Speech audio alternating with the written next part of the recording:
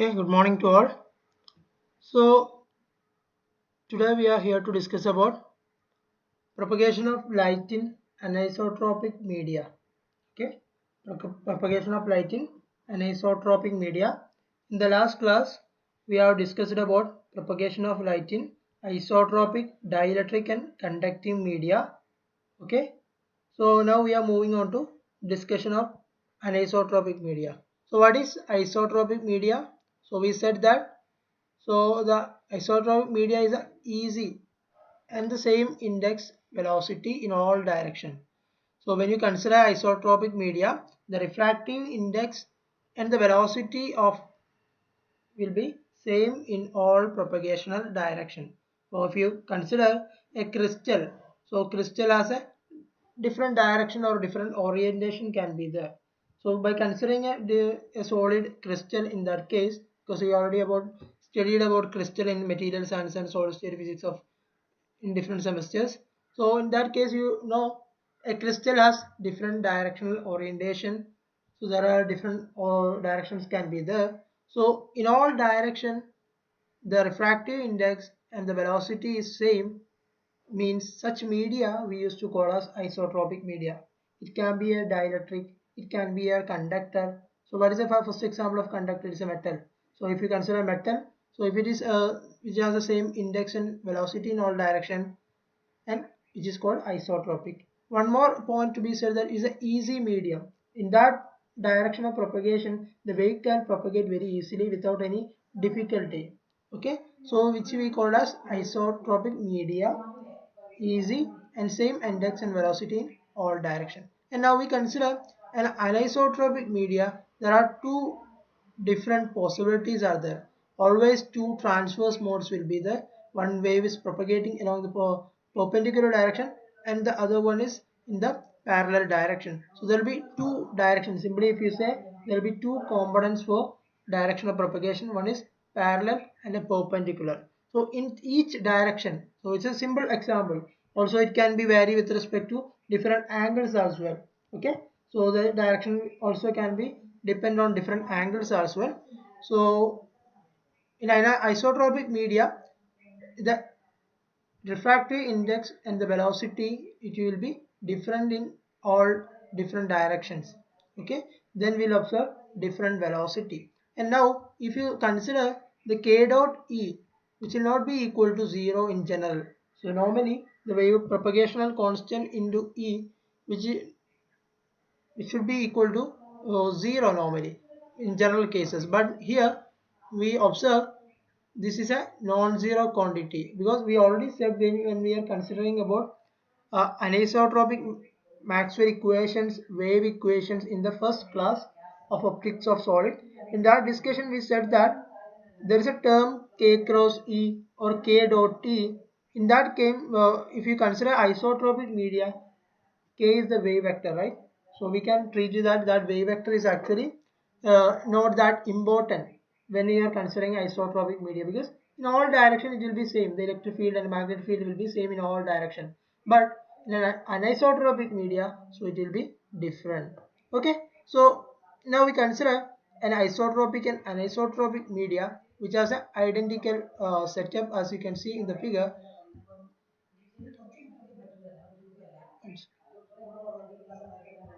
So here the anisotropic case we can observe that. So the figure you can see here. So we have in isotropic case the magnitude will be the direction of magnitude will be equal in all this direction. So how do we say that the velocity is different? The velocity will be different means the position it has to travel or the displacement of one point to another point will be different in different direction. That's why we will be getting different velocity, right?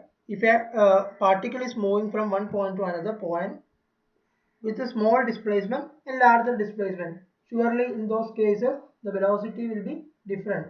So in that case, when you consider a crystal, there will be some direction.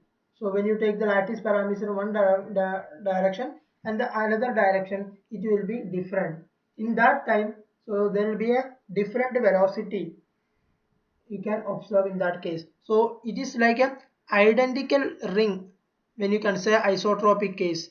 In whereas anisotropic case, in that the rings will be springs will, for example, with the example of spring, so it will be unequal spring. The direction of the change in the distance of in different direction will be different, so the velocity also will be different. Okay.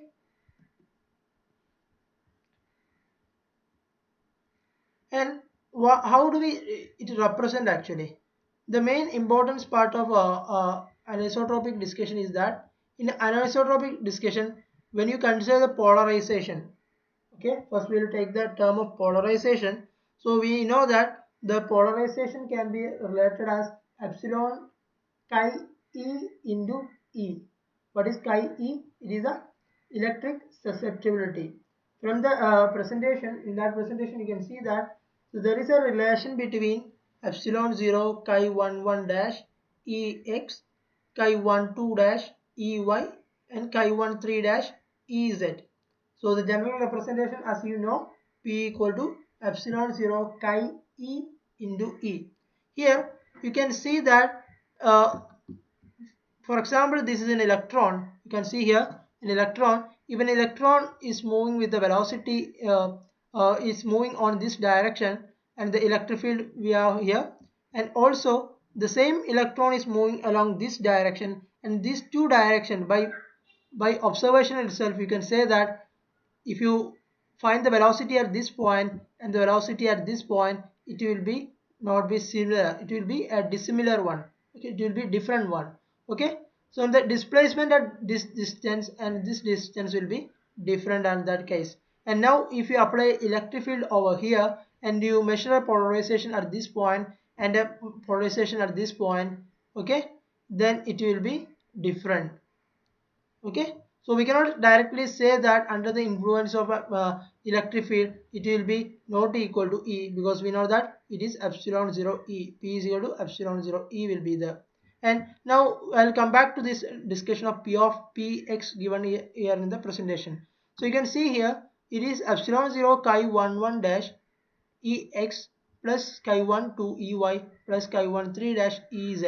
Here you can see that we have taken Ex, Ey, Ez, because these are the three directions there. The electric field is moving with the in a three different direction, Ex, Ey, Ez. So in an isotropic case, we have to take all the direction dependence on to the polarization demand. And now if you consider simply Py, the polarization along the y-axis, then also you have to take into account where chi21 is the, it's actually a representation of matrix. So that's why the second element in the first element in the second row is chi21 and chi21 dash. So it's like we need to represent, or we need to consider all the direction where the electric field is moving, because it is highly dependent on electric field. The polarization is highly dependent on the direction of the electric field which is propagating. So we can obtain a relation with respect to each direction in terms of chi and epsilon 0, where the chi, the electric displacement, will be different in different direction of electric field as well. That's why we have chi 11, chi 12, chi 13 as a different representation, because electric displacement, what is electric displacement is, it is the polarization obtained by the applied electric field. The polarization obtained by the electric field will be different in different direction, so the electric displacement will be different. Okay, so the chi 11, chi 12, chi 13 is the different direction dependence actually. So in each direction it will be different. So it's like a crystal axis. Where we have a coordinate system. If you take a center of symmetry, or hope you already understood what is center of symmetry is. Center of symmetry, if you consider about a crystal, it's about if you just invert that crystal, you have to possess same crystal structure. There will be not be change in the two side. Like if you take the mirror image of that, on the either side it should be reflected the same one. There will be no change in direction as well. Okay, but whereas in case of non-centrometric crystals, we'll have different cases. What is non-centrosymmetry means? if you take the inversion of that matrix, if you take it the upside of that matrix, it will be different. Okay, so that is called non-centrosymmetry. It is about the point of centrosymmetry, how you invert that matrix, how it is. So what I was trying to say is that when you consider a non-centrosymmetry case, definitely there will be a change in position, because the non-centrosymmetry is actually coming into act when there will be a change in different direction. Normally hexagonal is one of the classic example of that. Maybe you already studied about the case of barium titanate perovskite structures. In that case also you can obtain this non-centrosymmetry. In all that cases, what is the importance of hexagonal structure? The hexagonal structure is where you consider the A equal to B. The lattice parameter, if you have three lattice parameter A, B, C in three different x, y, z direction, A equal to B, the x and y direction lattice parameter will be same. But when you take into the C along the z direction, it will be larger than the lattice parameter A. So then you have already studied about maybe the C by A ratio in the hexagonal structure, because the ratio between the lattice constant C divided by the lattice constant A. So why I am saying this thing is that in that type of structure, when you are measuring the polarization, you will be obtaining a net polarization you can obtain in that kind of non-centrosymmetric structures. Then what will be the case of centrosymmetric structures? When you consider centrosymmetric structure, we know that in all directions the polarization will be same. It is like an isotropic media. Then if you take the net polarization or net dipole moment, in that case, then you will be obtaining as it will be equal to 0 in that case, because there will be no change. If you take the two opposite direction, the magnitude will be same, and if you take the direction, it will be different. But if you take the net dipole moment, all get cancelled, you will be getting only 0 time. Okay, but that is not the case of an anisotropic media or a non-centrosymmetric structure. Okay, so these are connected to each other. Our main idea to address the optics in solid, how for a different crystal this when a propagation of light through that material is getting, mainly we are concerning about the magnetization and the polarization phenomena that's occurring due to the electric field and the magnetic field, because we know it is electromagnetic wave, it is actually propagating through the solid. Okay, clear?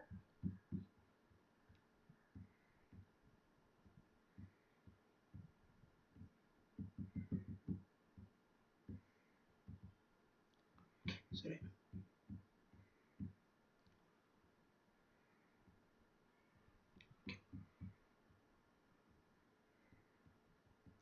Now in that reference frame, so we know that Px is equal to epsilon 0 or chi 111 Ex, Py equal to epsilon 0 chi 22 Ey, Pz equal to epsilon 0 chi 33 Ex as the diagonal element. Okay, these are the diagonal element correspond to, if you represent that equation in terms of matrix, then chi 11, chi 12, chi 13 are the diagonal element of that matrix. That is, we observe that we have a different value of chi ij obtained in diagonal element. So this axis set is called this chi 11, chi 12, chi 33. This axis set we used to call as principal dielectric axis. Okay, now we'll have a discussion about dielectric with respect to susceptibility tensor. Okay, so what we do that, we have a relation, we know that D equal to, D is the displacement current, which can be generally related to a electric field, which is at D equal to epsilon 0 E. Okay, now we say that the electric field in three different directions, x, y, z, and the corresponding dielectric constant in different directions will be different. What is dielectric constant? It is the amount of withstand with respect to an electric field. By applying an electric field, the amount, how much it can withstand to keep as a dielectric material. So that is called dielectric constant. Okay, So when you treat the dielectric constant in different direction, if the electric field in x, y, z direction, it will be different, means the dielectric constant also different. So as we represented the polarization in the last slide, here also you can see the dx, the displacement current can be represented, sorry, the displacement current also can be treated as dx in x direction as epsilon dash 111 ex, epsilon 12 ey, then epsilon 13 ex. Like this you can represent the equation. Okay, and here also we will get a term epsilon 11 dash epsilon 22 dash epsilon 33 dash as the diagonalizing element or the diagonal element corresponding to matrix. Now what is the matrix I am keep on saying? So it's a matrix is that if you just simply represent the equation, what is dx? So you can just represent this as a one column matrix, dx, dy, dz as a one column matrix, and the second matrix will be a 3 by 3 matrix of epsilon 111, epsilon 12, epsilon 13 as the first row element. In second row, then you will be having epsilon 121, epsilon dash 22, then epsilon 23, and similarly epsilon dash 31, epsilon 32, and 33 as the 3 by 2 matrix into ex, ey, z as the one column matrix in that case. So you can simply represent this equation in terms of matrix as this as a first column matrix, dx, dy, dz, then all the terms of dielectric constant in terms of a 3 by 3 matrix, and ex, ey, ez as the one column matrix. You can simply represent that in terms.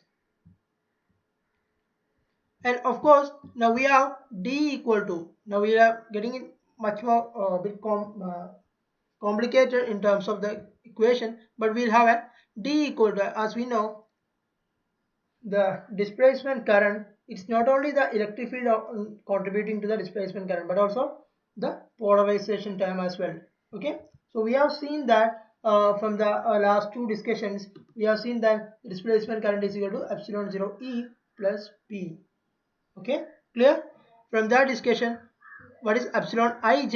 It is equal to, there is a relation between epsilon 0 1 plus chi ij, where chi ij is the electric susceptibility, epsilon ij is the dielectric constant at ijth condition. And now if you take the, if the ij are real, means then you can simply represent epsilon ij equal to epsilon ji, but if it is complex, then you cannot represent like this, where epsilon ij is equal to the complex conjugate of epsilon ji. Okay, so that's our discussion we have. Now we'll come to the propagation in anisotropic medium. What all the difference will be there, we'll come into discuss more. So now you observe, if you have an anisotropic medium, there will be a change in polarization with respect to direction, and change in displacement current with respect to direction of propagation, and the velocity will be different in those cases. Now we will come to the case of plane wave, an electromagnetic wave propagating through an anisotropic medium. So we can simply represent its equation as E of RT is the plane wave solution for a electric field. It is E raised to j omega t minus k dot r. Then we have the magnetic field representation as h e raised to j omega t minus k r dot r is the associated magnetic field with respect to the electromagnetic wave propagating in an anisotropic medium. Okay.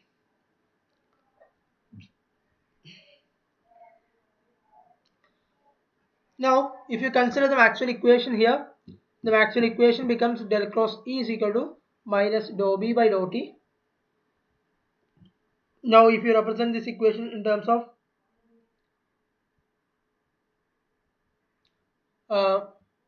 phasor form, you will be taking K cross E equal to omega mu H, and del cross H is equal to minus dou D by dou T. Here we neglected the current density, we treated as 0. So J equal to 0, then minus dou D by dou T, then K cross H is equal to minus omega epsilon E is the term will come. How it comes? Dou D by dou T means dou epsilon 0 E by dou T. And dou by dou T if you take, then you will be getting minus I omega. So there will be I on the both side. So you can cancel it. Then it will be k cross e equal to omega mu, which is the representation of this equation, and this equation can be represented as k cross h is equal to minus omega epsilon e.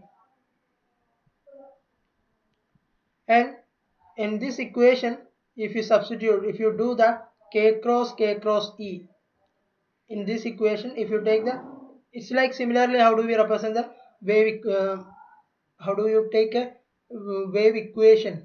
Okay, so for that we have taken k cross e, then it will be, you'll be getting omega square mu epsilon e equal to 0. Okay, it is a general wave equation in an isotropic medium, where the importance is that the wave vector is very important over here. Okay, the wave vector is very important over here because the direction is very important. Okay, now here you can see that epsilon there's epsilon bar vector is there. It is actually the diagonalized matrix. It is a diagonalized matrix where we are only interested epsilon x, epsilon y, epsilon z on the diagonals. Okay, so this is a diagonalized matrix of a dielectric constant.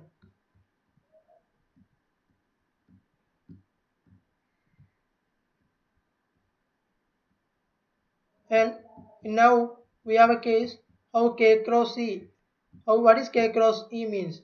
So k cross e, if you take the curl of a electric field with respect to k, then you can simply represent that it as x y z term, right?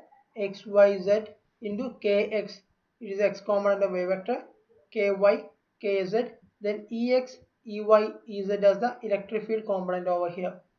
Okay, now if you take the determinant of this one, this is how you do the curl of a k cross e. Okay, then you determinant of this one, then you will be having three components, that is in terms of x component, y component, and z component, that we represented over here. The first term represents the x component of the equation, second one is the y component of the determinant, and the third one is the z component of the determinant. Now if you do the k cross e, then it will be x cap y cap z cap kx ky kz, then ky ez minus kz ey kz ex minus kx ex.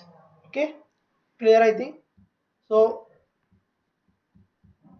by expanding this, you will be getting a relation only if you take only the x component. If you're taking the only the x component, then we'll be getting the relation correspond to that. So that is in terms of like this. This is some another way of getting the wave equation. So you can do the like del cross e. Similar way also you can do this equation. These are some another way of representing the same, because here we are more interested about the k factor, because the wave vector in different direction kx and ky. And now if you expand that equation, the above equation, then you will be getting the whole matrix will be omega square mu 0 x. You take x component of electric field, y component of electric field, and z component of electric field. From that equation, the final solution for the wave equation, it becomes like this. And here you can see kyx is equal to kx ky kx will be there here, and kx ky on the other side, and here kz will be here, and kz kx will be there. And here these terms actually representing the ex ey ez correspond terms. Okay, so that's already we have seen in the last slide. And for non-trivial solution, we need not to say that the matrix of this should be equal to 0. Okay, there are two ways you can say that. If we want to get this equation become 0, then either ex ey ez should be 0, or rather this entire matrix, the determinant of this entire matrix should be 0. So the best way is that, for if e equal to 0 means it is called the trivial solution of a matrix. So you know what is trivial solution solution and all. Now the better way to make the equation become 0, it is that take the determinant of this one, so this should be equal to 0, then only this equation become 0. So we treat this matrix as equal to 0. Okay.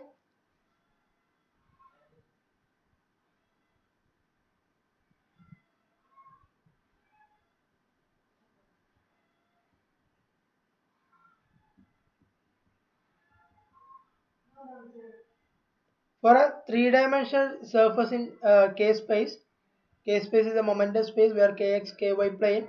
Okay, so in that the epsilon x is equal to n1 square nx square, epsilon y is equal to n2 square ny square, and epsilon z is equal to n3 square nz square, where n is the refractive index and epsilon is the dielectric constant.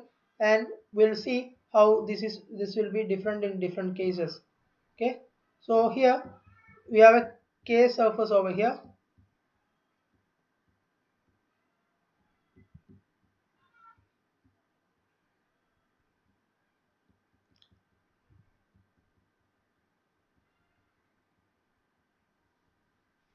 Okay, again.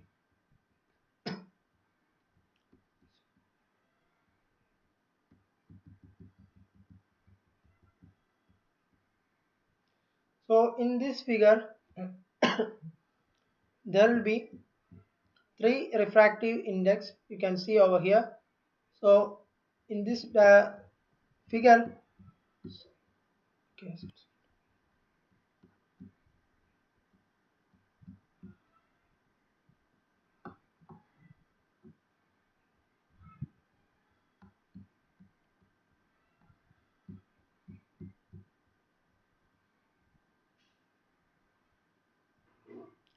so we have optic axis is along this direction, and we have a space speed on this direction.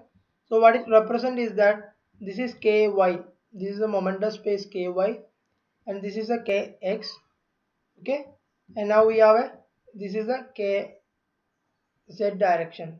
Okay, then the optic axis, we consider that this is the optic axis corresponding to the material, and this is the EC axis. When you consider in the optic axis, this is the EC axis which wave can propagate easily. Now we have two medium here, n1 omega by c, and n1 omega by c is the region where we have refractive index. In this region we are actually having a refractive index n1 by omega c. Okay, so this is omega by c, as you know, this is a wave vector correspond to that. Okay, omega by c is equal to, actually it is k. So n1 into k actually the refractive index into k, it is the value corresponding to this particular medium. Okay,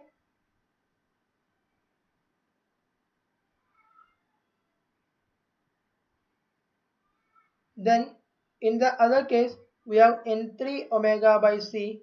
It is the wave vector in this direction, where what we have represented that this is called a k surface. This is a momentum space surface. In that case the corresponding uh,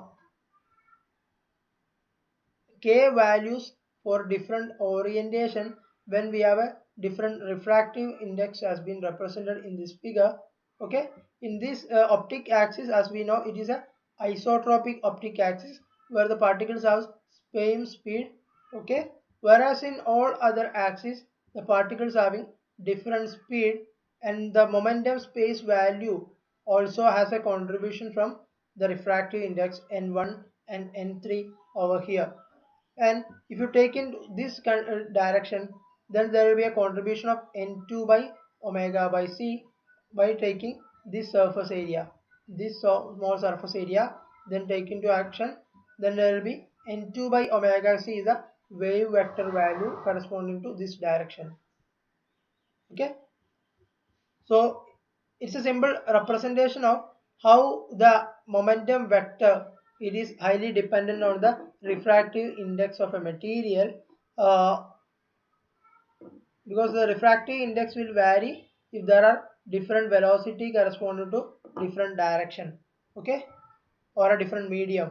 Only we know that the refractive index has a relation to that. And now we have it's a normal surface, so we have a optic axis, and also we can represent simply that there is a no two axis in that case. One is a optical axis. So we'll come to the discussion of that by here. So in general, this is called a sphere. It's a momentum sphere where we have a kx ky term. So what we have here, we have a sphere over here. So we have taken the small cross sectional area of the sphere over here. Okay, this is a small cross sectional region of the sphere. So in this one, this is a nx by omega c is the value of the momentum space in this direction, and this is ny by omega by c, and this is nx by omega c if you consider this small area. Then if you take the larger area of this region, and this value will be nz by omega by c, and this will be ny by omega c, and this value will be nx by omega c. Okay, so the difference of with respect to optical axis, the momentum space value for different will be in different direction. That's the main idea of this description. So this is a k sphere. We can simply sphere, it's a momentum sphere. From that, for different direction we'll have a different refractive index.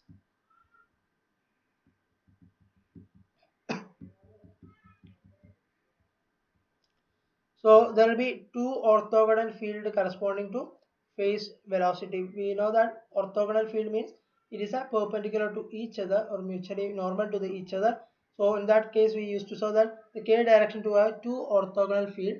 So it is like the for same for the d vector as well. So here you can see that the field is given by, for the d vector, the field is given by, d is the displacement vector, the field is given by kx by k square minus omega square mu epsilon ex divided by, sorry, next value is ky k square minus in each direction, so which is equal to ex ey ez.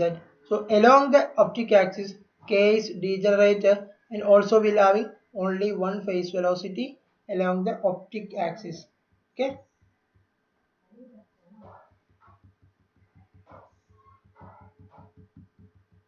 and now we can classify the crystal material into two. So one is optic, based on the optical symmetry. So if it's a symmetry is as I said, it's a centrosymmetric, means it is isotropic.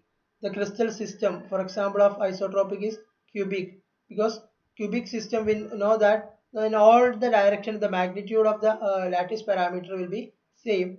So we have the dielectric tensor correspond to a cubic material is given by epsilon equal to epsilon 0 n square 0 0 0 n square 0 0 n square. This is the dielectric tensor correspond to a cubic material. Since it's isotropic, we can take the refractive index in x, y, z directions are same. Okay. Now we look into the next cases.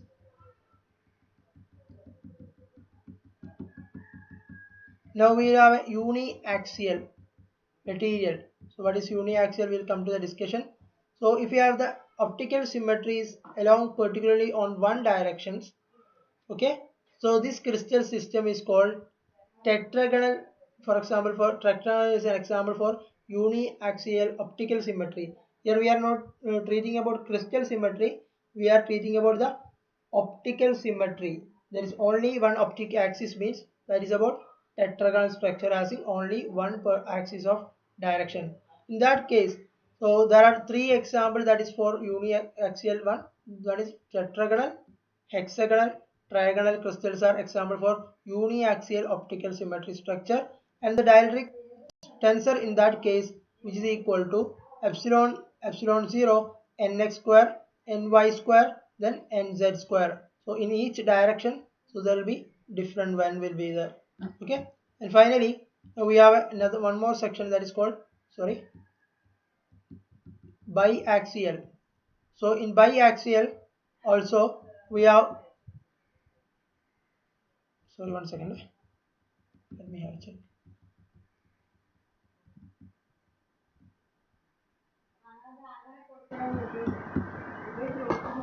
One second.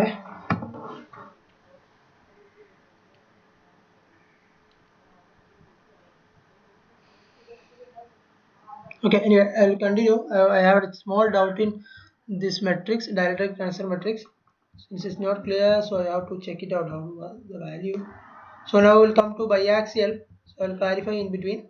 So biaxial, the triclinic structure will be having, there are two axes, optical axis will be there in for a biaxial case. So triclinic, monoclinic and orthorhombic structures of crystals are an example of biaxial optical symmetric structures. Here we are treating optical symmetry, so that is an important one, you have to note it down. Okay, and now we have the corresponding dielectric tensor is, as you can see in the figure, it is n epsilon equal to epsilon 0 nx square 0 0 0 ny square 0, then 0 0 nz square is the corresponding representation of the equation. Okay,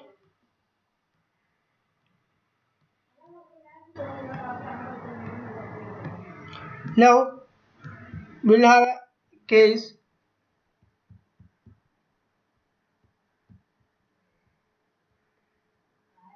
So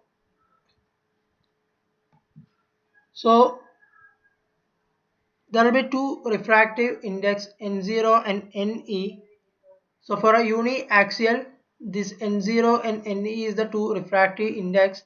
For a positive uniaxial, ne will be greater than n0 for a positive uniaxial direction. For a negative uniaxial direction, so we have n0 will be greater than ne. Okay.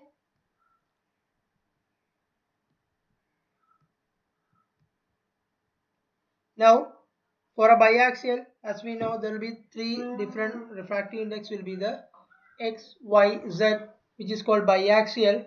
So conventionally, the refractive index on z direction will be greater than refractive index of y will be greater than nx. So maybe totally they are unrelated to crystal axis. All we are saying is about the refractive index in z, x, y direction. Okay, so it will be different for each cases, and a representation of the sphere in that can be see over here. Now we'll come to the case of a uniaxial crystal. Okay, now it's clear. Okay, for a uniaxial, as the above dielectric tensor equation will be epsilon equal to epsilon 0 n0 square 0 0 0 n0 square 0, then the last term will be 0 0 ne square. Okay, I had a confusion there, so now it's clear. So the x, the refractive index in x direction and y direction will be same, that is n0. On the z direction it will be different, that is ne. So in by considering in that condition, so the wave equation in a uniaxial crystal will be different. The difference is that here you have to, this we have represented in terms of refractive index, because we know that refractive index is equal to 1 by root mu 0 epsilon 0. So by substituting that into the wave equation relation, so we'll have in the first term n0 will be there on 0 omega square by c square k y square minus kz square. I'm only saying about diagonal elements. So in diagonal elements, n0 omega square c square minus k square minus kz square will be in the last term. The refractive index will be ne. Okay, so that is a change in uniaxial crystal, the way the propagation of wave through a uniaxial crystal as a form. So here we are only represented the uniaxial crystal matrix, the change that happens. So there will be, in addition to that, there will be a one column matrix ex ey z will be also there. So we are represented only determinant of this one. So we are, the change we noted is that there is a n0 in these two cases where nx and ny, whereas nz ne will be. So the refractive index on z direction will be different compared to x and yz direction. That is about uniaxial crystal. So what is uniaxial means? It is a refractive index on one directions will be different, on the other two direction it will be same. So it's the uniaxial, biaxial we are defining with respect to the optical symmetry. It is uh, not about the crystal symmetry, it's about the optical symmetry.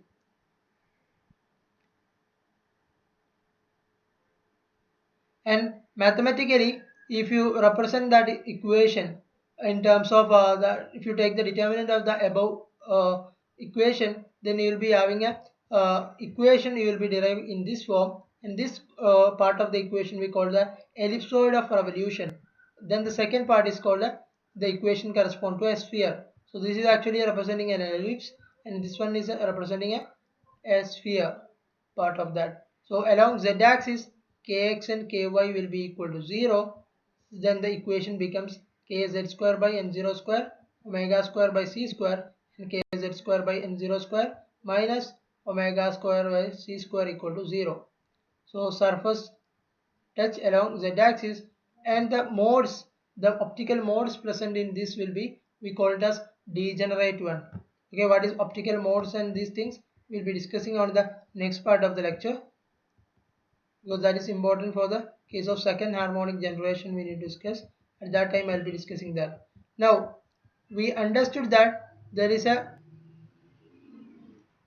are two change of optical axis will be there. Correspond to that there's a change in refraction part. So in the sorry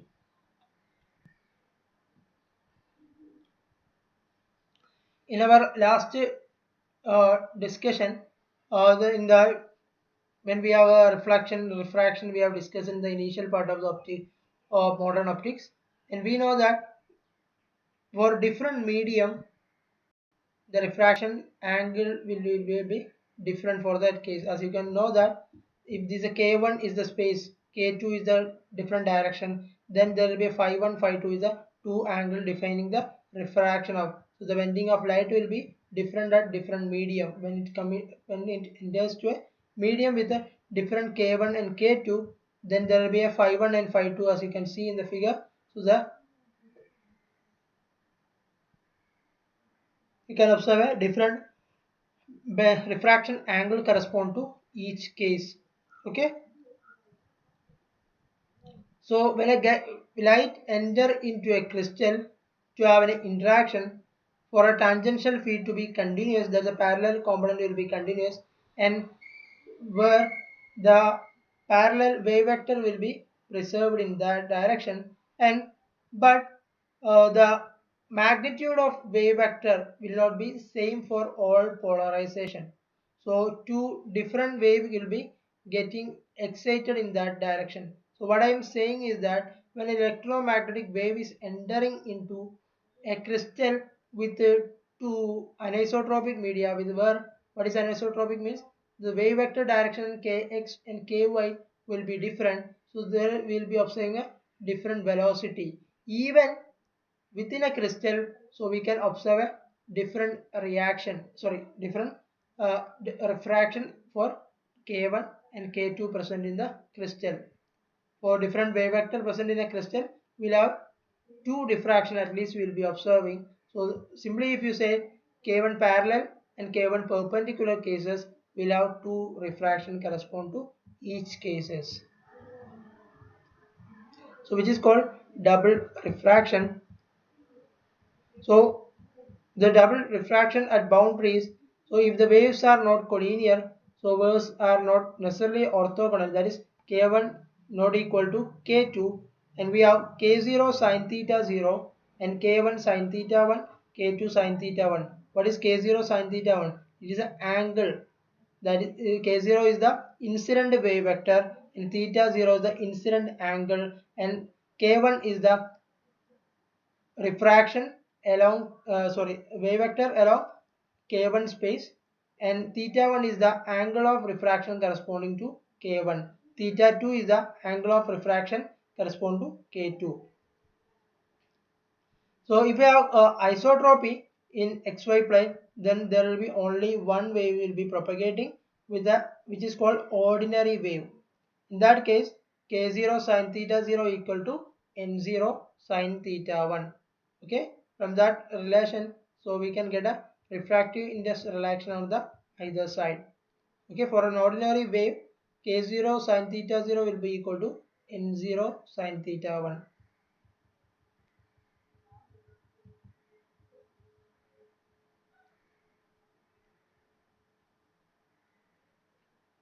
So from this figure actually representing different values of theta or the refractive index, how the variation of the refractive index is refraction will be varying. Here we have Ne greater than N0 and here we have Ne less than N0. In these two conditions, how the refraction angle getting changed with respect to two wave vectors can be seen over here.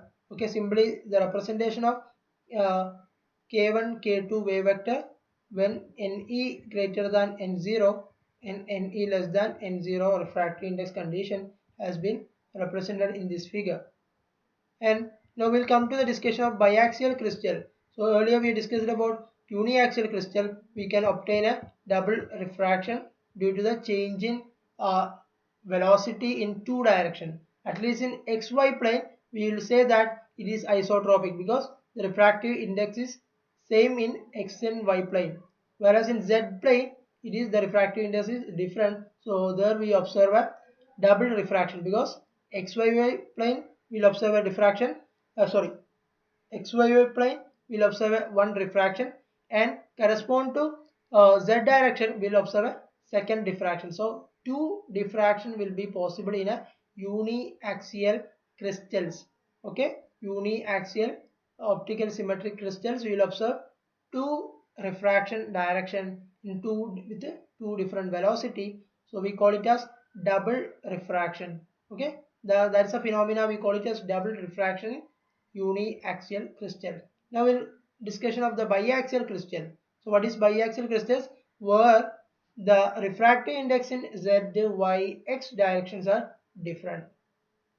Okay.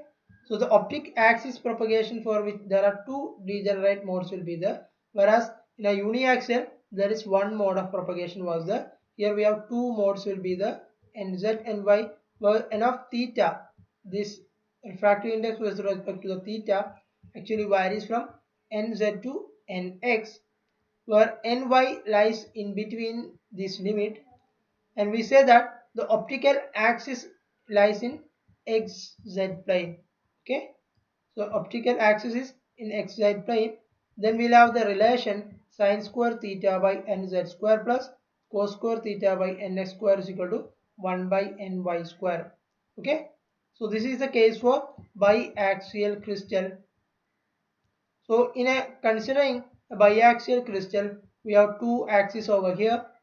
Okay, then the optic axis we represented as the along xz plane. So you can see over here, and theta is the angle representing here, and the n1 by omega c on this direction and n2 by omega c on the others, n2 by omega c, the k value correspond to different direction. You can note it down here.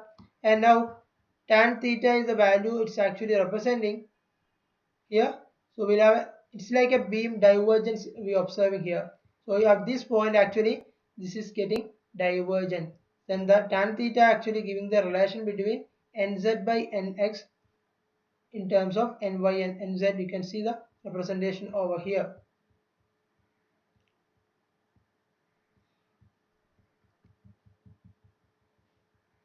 So in if you consider other planes, the surfaces are actually not intersecting to each other.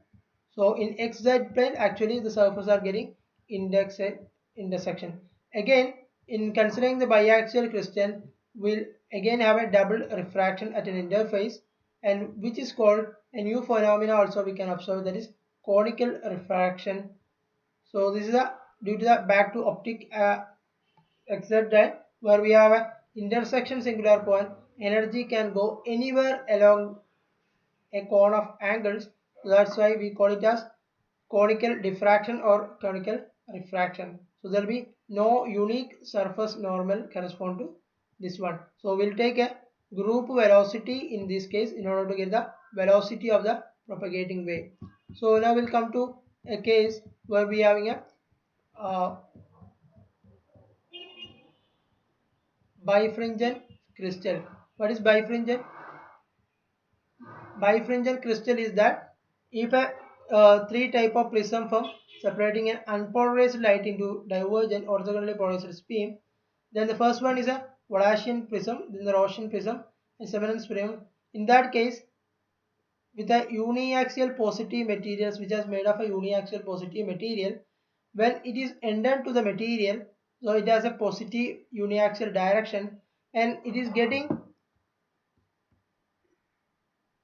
polarized. The positive polarizations can be on one direction and the perpendicular polarization will be on one direction and it will be on parallel polarization will be on another direction. So bifringent crystal is actually meaning that, so when you considering the polarization which is passing through a positive uniaxial crystal, then there will be two polarization you can obtain because of the velocity component will be different in different directions. Okay, so if you have two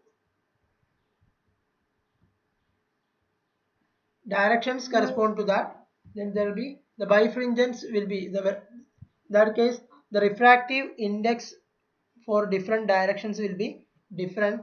In that case only you will be observing the polarization in a bifringence form. Okay, similar representation of observing a bifringes where you observe a two divergence angle. This is a velocity in a one medium. This is a another medium. So we will be observing the corresponding representation of bifringes. Now we know it is about optical activity. So it is a rotation of for example a light is entering to a beam and we are rotating the mirror. So it is a rotation by reflecting of a mirror going back through the crystal.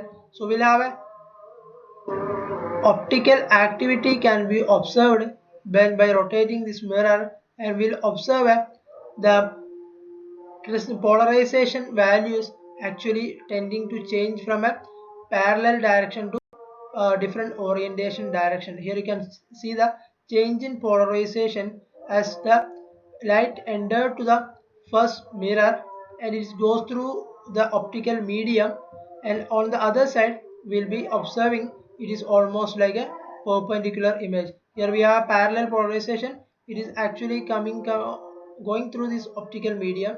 It is getting almost like a perpendicular medium, or similar representation on the back side as well. Light beam entering on this side with the perpendicular component which can be leaving with a parallel component as you see here. Okay, this is called optical activity. So the angular rotation per unit distance, the p specific rotatory space is that, so which is called, there are two rotation space, that is dextra rotatory and leva rotatory. That is the rotation of the mirror by counterclockwise by seen by the observer, and the rotation by clockwise by seen by observer means that is leva rotatory optical activity. So it's by entering a light by rotating the mirror we can observe a polarization parallel and perpendicular to each other. And here in Faraday rotation, we rotate the plane of polarization. Okay, we rotate along with the mirror as we place it in the optical activity. Here with the plane of polarization also will rotate, and if once it goes to the optical medium present in the cavity, so it won't reverse the rotation which occurs in almost all material to happen, but for a Faraday rotation there will be a strong magnetic field is required there. So look at the response of electrons in a matter, you can see in this figure. So we have k1, k2, k3 as the three different spring constant or the wave vector correspond to a material. If B parallel to the axis, electrons and spring with equal force constant, and the optical field is E in that case. So Faraday rotation, for a Faraday rotation we need a magnetic field, where optical cavity in that case there is no requirement of a magnetic field, so we can, by changing the mirror, actually we can observe a change in polarization. Here we are rotating the plane of polarization in this discussion. So that's all about the discussion of plane propagation of light in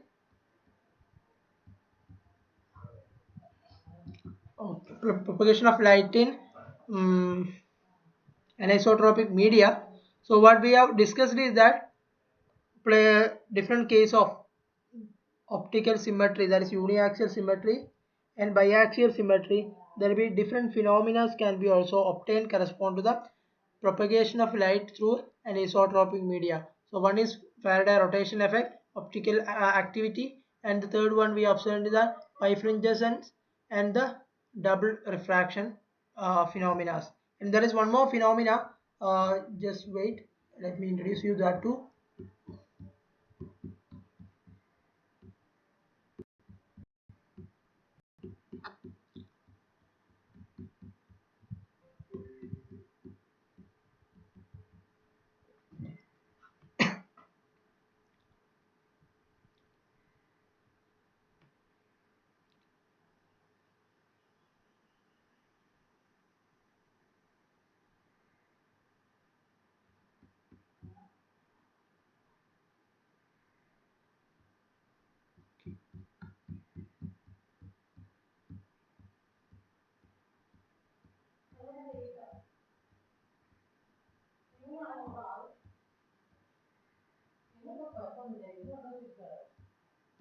Okay, 1 second.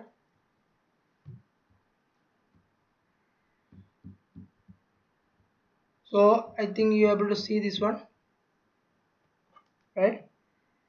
Magneto optic effect. Okay, 1 second.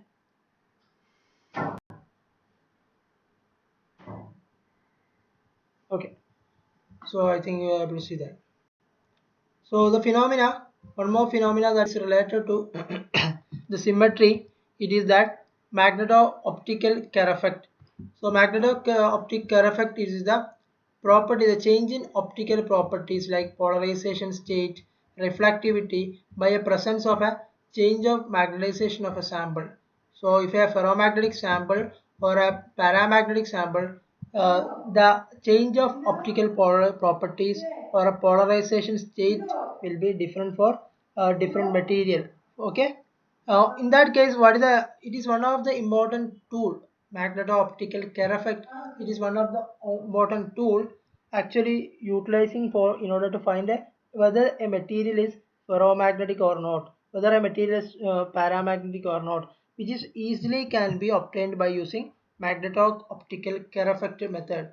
In that method, actually, the polarization will change with respect to the applied magnetic field. So it will be different for ferromagnetic and diamagnetic. Okay.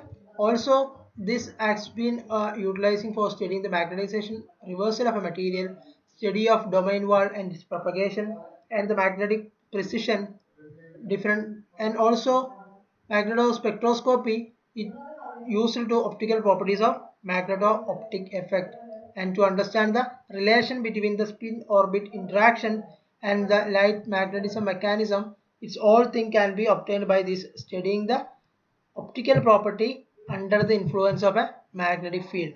Okay, so this is a very important field and there are a lot of applications and a lot of experiments are going through this experiment because it is very easy to understand the magnetic property of a material by using this method. Okay, this is one of the application of a propagation of light through in a dielectric media. We are influencing the same condition here. Here you can see that magnetic Kerr effect one is that we have an incident polarized wave actually incidenting on a crystal. It's a magnetized sample. Hence, the p polarized wave also appears on the reflection. On a reflection of this one, if a this case the reflection correspond to the, sorry, 1 second, back. So here if a s polarized wave is incidenting on here, then you can observe a reflection corresponding to a p polarized wave also, the if the wave is transmitting through the magnetized sample. Okay, so in that case the Mach is linear with respect to m. What is linear with respect to m means the Magneto-Kerr effect will be proportional to the magnetization.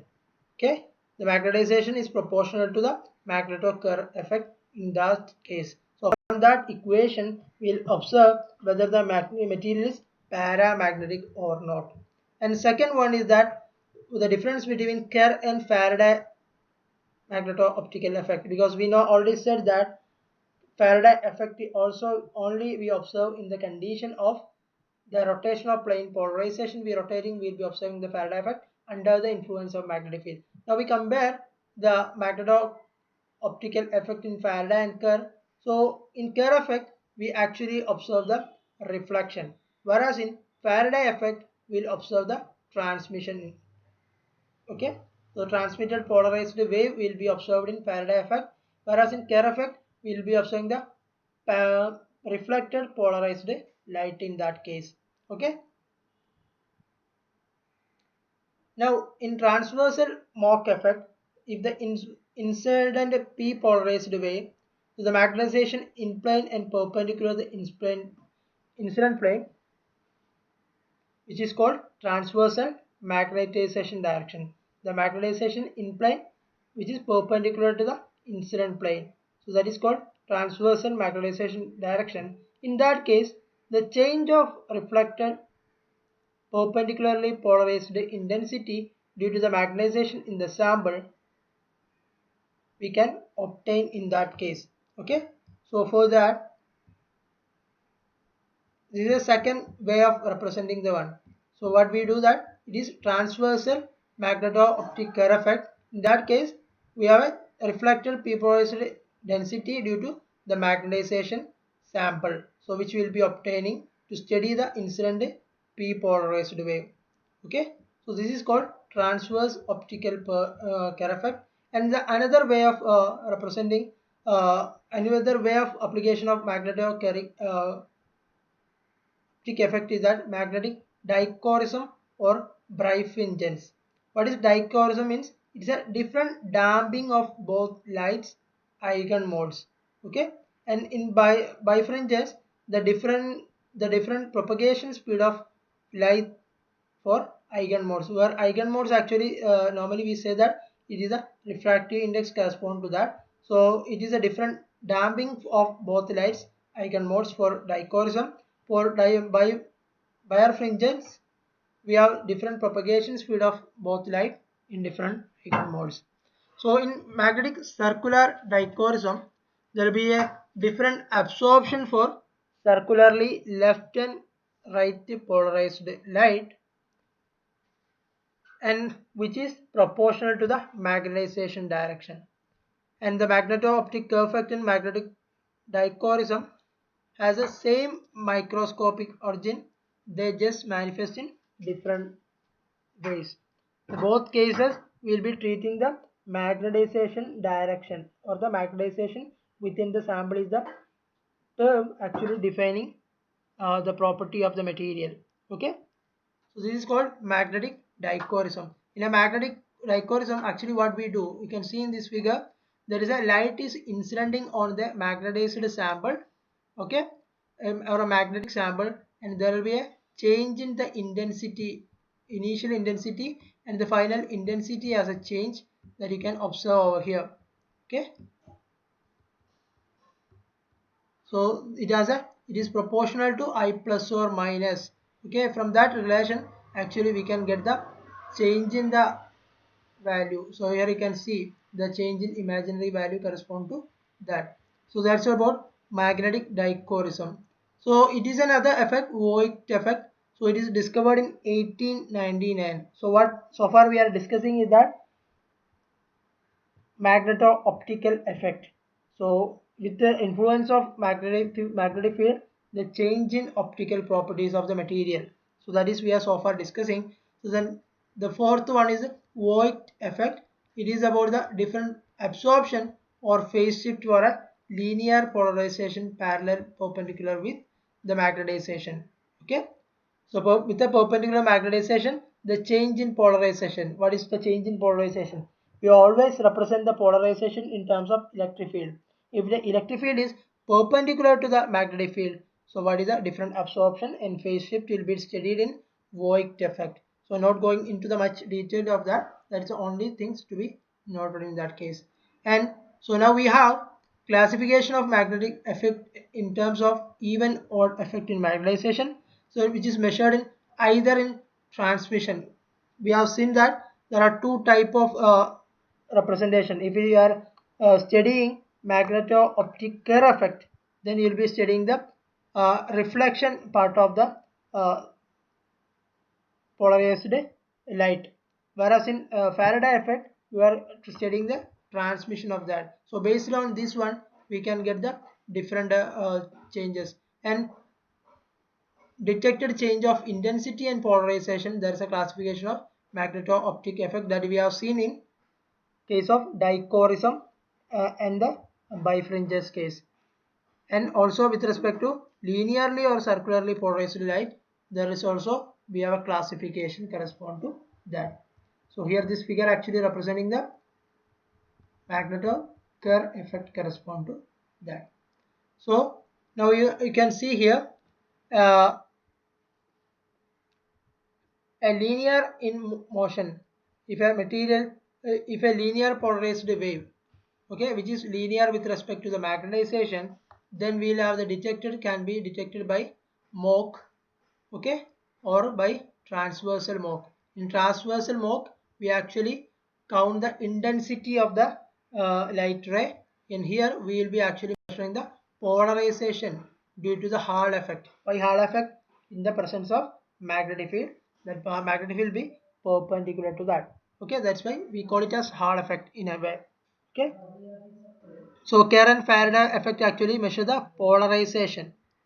Okay, that's important. And the next one is when we have a quadratic relation, when there is a linearly polarized wave that is in quadratic with the magnetization direction. So which is relation can be with this quadratic equation. Then there will be two effects, that is Q Mach and Voigt effect, and the linear magnetic bifringes can be obtained by detecting the polarization, and by by detecting the intensity correspond to that, we can obtain linear magnetic dichorism phenomena. Okay, and here we have a circularly polarized light which is linear with respect to the magnetization. Then we can take magnetic circular bifringes in order to obtain the polarization. And we have the intensity, if you want to obtain, then it is the best way is magnetic circular dichorism method or quadratic magnetic circular dichorism method. Okay, so it is a two different polarized light. How do we detect using polarization? If you are detecting the polarization, the method can be used. And if you are detecting the intensity, what kind of the method can be, or the what kind of measurement system you can obtain to find the fun. And I don't want to go in much detail about the origin of magneto-optic effect. I'll just describe and I'll go for that.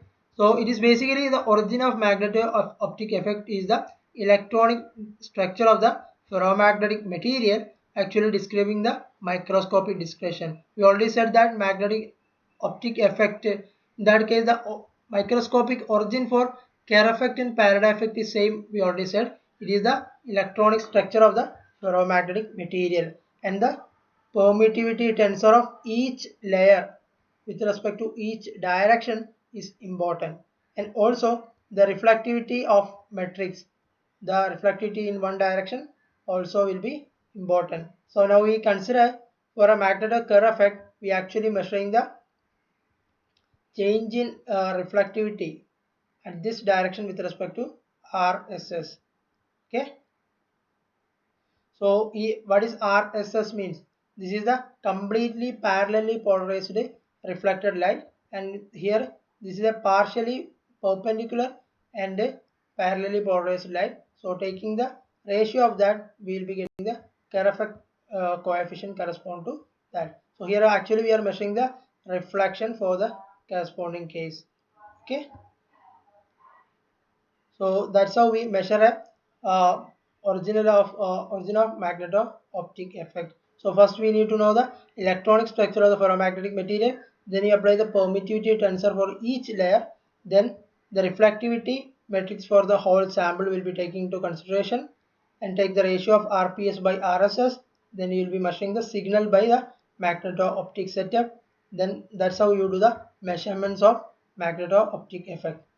So different representation of magneto-optic effect for the different configuration and permittivity tensor can be seen over here. So the different matrices correspond to different conditions can be noted over here. I am not saying each one, so it's clear from the figure. It is represented here there. And the first condition, when you have a polar magneto-optic effect, the magnetization will be perpendicular to the sample surface.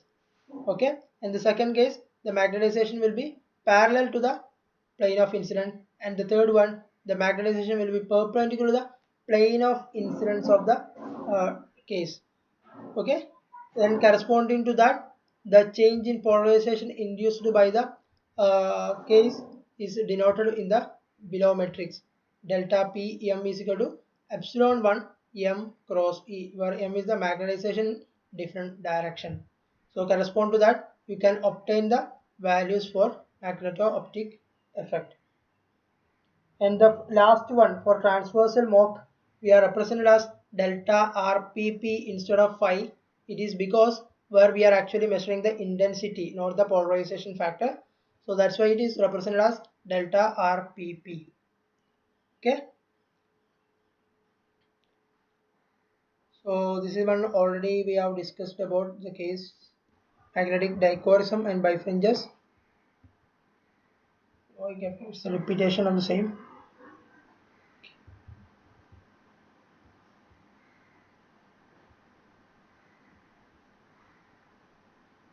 Okay, the corresponding uh, permittivity tensor correspond to different linear Mach and quadratic Mach, Voigt Mach.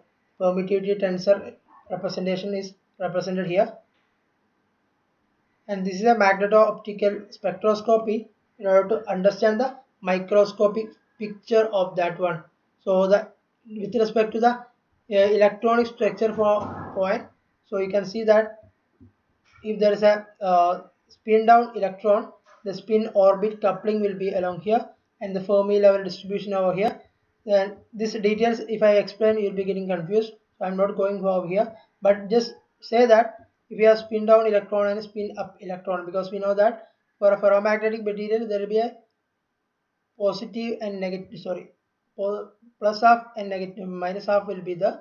So for a circularly polarized light, we'll have a intensity distribution del ex plus eso will be the, where exo minus will be here. The importance is the delta m is equal to minus 1 will be for circularly polarized light.